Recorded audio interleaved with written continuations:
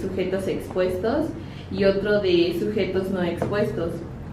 Y bueno, pues con el tiempo debe de seguir la incidencia de algún evento, como pues en este caso entra la enfermedad, o según sea el caso de la población que esté expuesta o que no esté expuesta. Y bueno, para este estudio es indispensable considerar que para poder analizar adecuadamente un estudio de cohorte se necesitará información sobre la fecha de inicio del estudio y bueno, la fecha en que ocurran los eventos, cuando se termina también. Bueno, el sesgo y la validez en el estudio, en este estudio existen, son dos, no, son tres y se clasifican en sesgos de información. Aquí es cuando los errores se originan durante el proceso de la recolección de toda la información, y los sesgos de selección, cuando los errores derivan de cómo se constituye la población en este estudio. Y bueno, el sesgo de selección tiene que ver tanto con la validez interna como con la validez externa de la extrapoblación de los resultados que se tienen que obtener. Y bueno, este tipo de sesgos está relacionado evidentemente con el procedimiento utilizado para conformar el estudio o la población que está en el estudio. Y con respecto al sesgo de información, aquí la introducción de este sesgo se centra en los errores sistemáticos que comprometen la validez interna del estudio por el modo en que su objetivo o el objetivo de la información de los datos de los participantes se reconoce como este sesgo, que es el de la información. Y bueno, este sesgo en los estudios de cohorte se presentan cuando la información se obtiene de manera diferente en los grupos estudiados. Un ejemplo de ellos es cuando los participantes del grupo expuesto son seguidos, monitorizados y vigilados de manera más cuidadosa que los participantes de este grupo expuesto se introducen en este sesgo. Información se recolecta pues todo. Bueno, conclusiones. La conclusión de este estudio lo utilizamos para obtener un aumento considerable durante los últimos años. Podría decirse que se ocupa más que el otro estudio de las que mis compañeras anteriores hablaron. Y bueno, creo que ya. Bueno, el siguiente tema es estudios de pruebas diagnósticas. Bueno, tenemos que la medicina pues se va a considerar una ciencia que abarca muchas probabilidades y también un arte que maneja mucha incertidumbre. Y esta incertidumbre pues no solamente se extiende a actividades preventivas y terapéuticas y pronósticas, sino también diagnósticas. En estas fases del proceso diagnóstico pues van a intervenir lo que son la historia clínica, la exploración física y la realización de pruebas complementarias.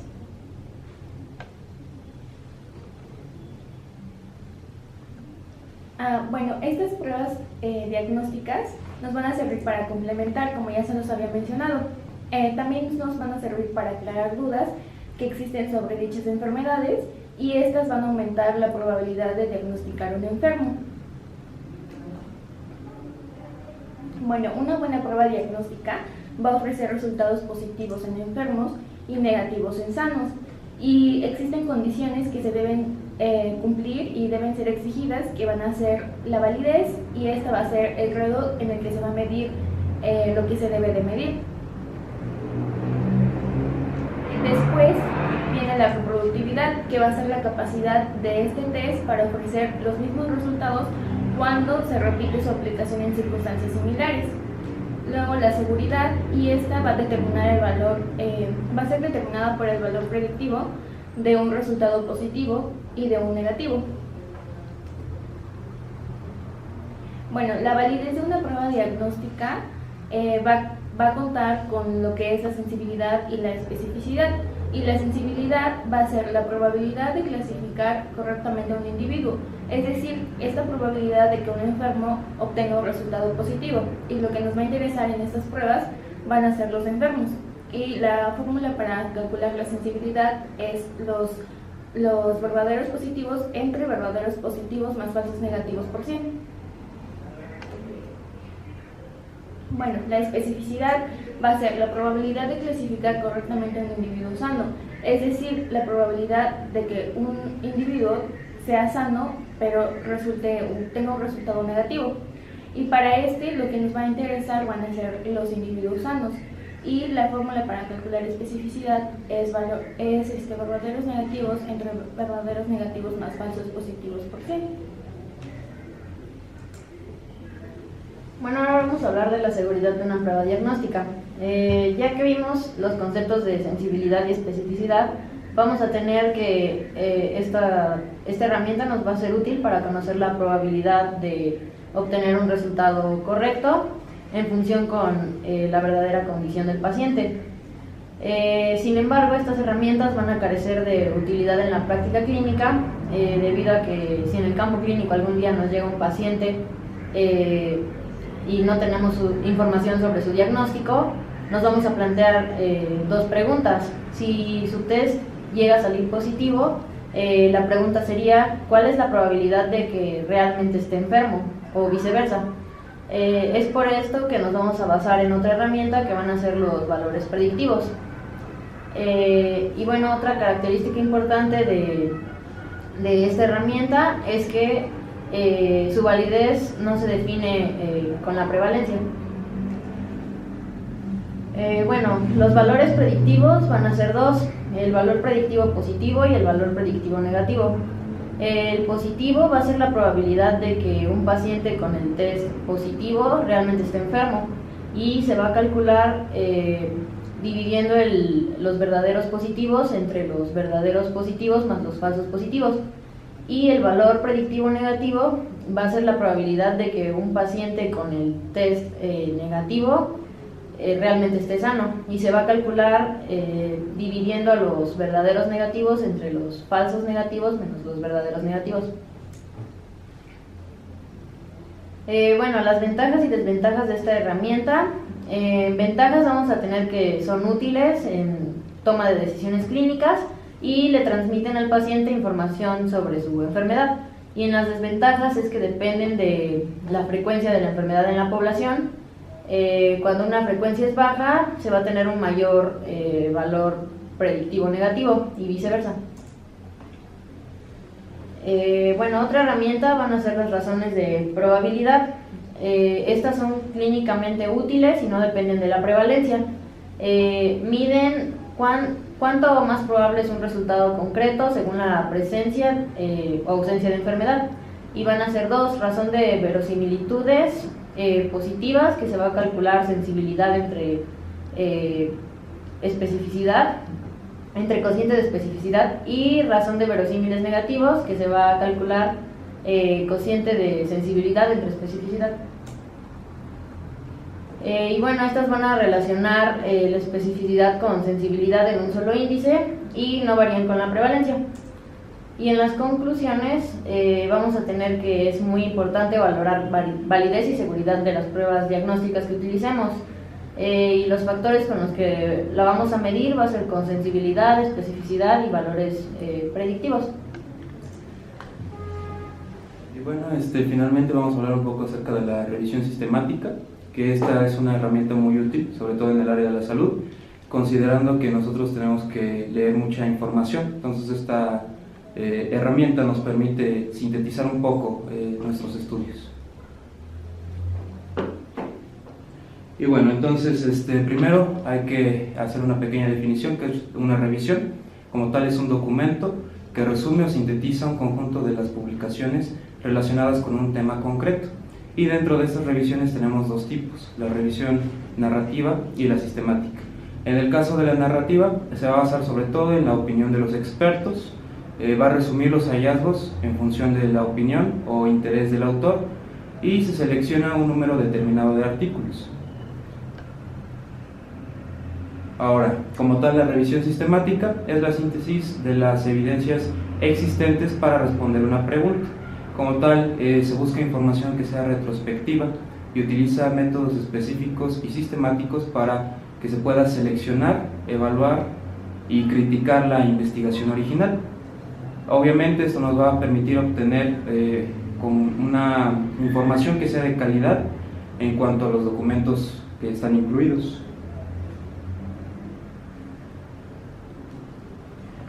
Y bueno, entonces podemos hacer como tal una definición que la dejamos en que es un diseño de investigación observacional y retrospectivo que va a investigar los resultados de múltiples investigaciones primarias.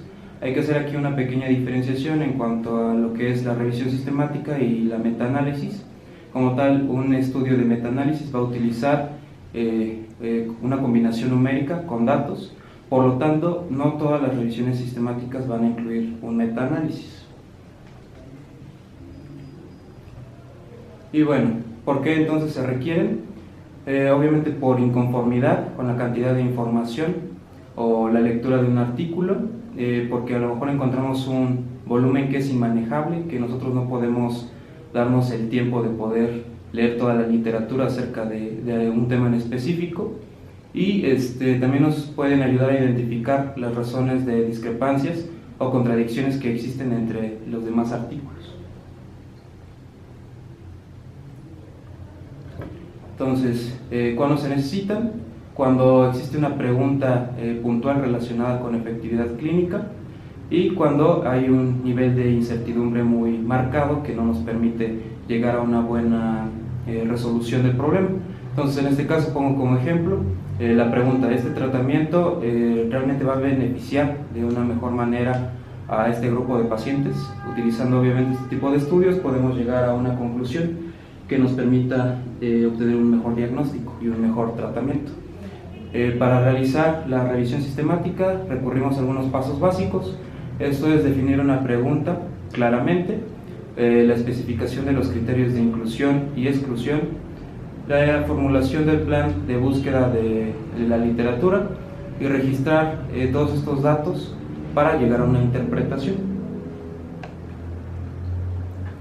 Entonces, finalmente, para la interpretación, todos estos resultados que obtenemos a través de la revisión sistemática se grafican en algo llamado forest plot o gráfico de efectos, y el resultado se va a presentar en odds ratio o razón de disparidad. Esto sobre todo se va a observar en la gráfica, el odds ratio como los cuadraditos que podemos ver ahí, y la línea horizontal nos habla de la seguridad o inseguridad que tiene el estudio.